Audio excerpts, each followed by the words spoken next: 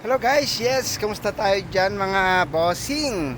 So, andito po tayo sa may labas dito sa, ayan, tanaw natin yung ating kalsada dyan sa gilid. Grabe, ang ganda.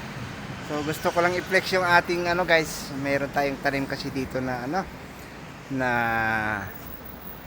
kalabasa. Ka nga. So, ito, meron tayong, yan, meron tayong bunga.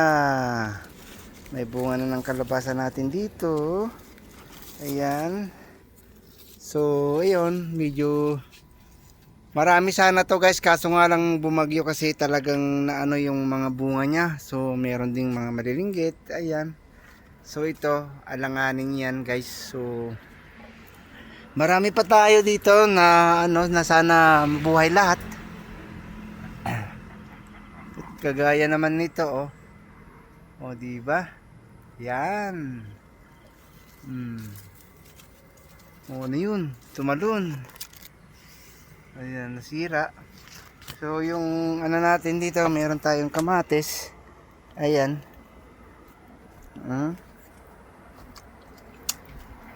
Sarap.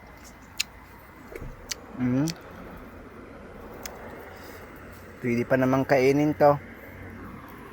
Harvestin lang muna natin. So yun. Dahil malaki-laki naman dito. Ayan. Diba? Yun. Doon ako nagtataka. Bakit parehas lang naman sila? Yung bunga niya dyan guys, medyo pahaba. Ibang style naman. Eh yan mga pabilog na ganyan, di ba? So ito guys, nakakatuwa. Kaya naniniwala ko na talagang pag may tinanim ka, may anin ka talaga.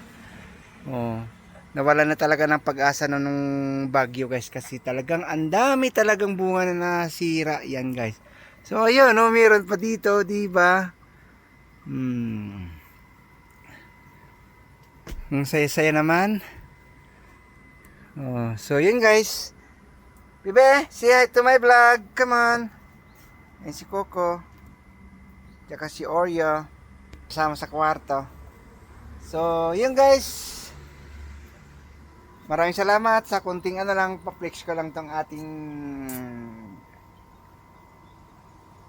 kalabasa. Kasi akala nyo siguro panoorin nyo yung mga ko guys, yung mga cooking vlog ko dyan. Marami, makikita nyo laging merong, lahat ng niluluto ko laging meron bulaklak ng kalabasa. So marami po, meron din pala dito. Yan, sana lumaki kayo. Yan, madami-dami talaga guys nagtatago sa atin. So salamat, see you when I see you.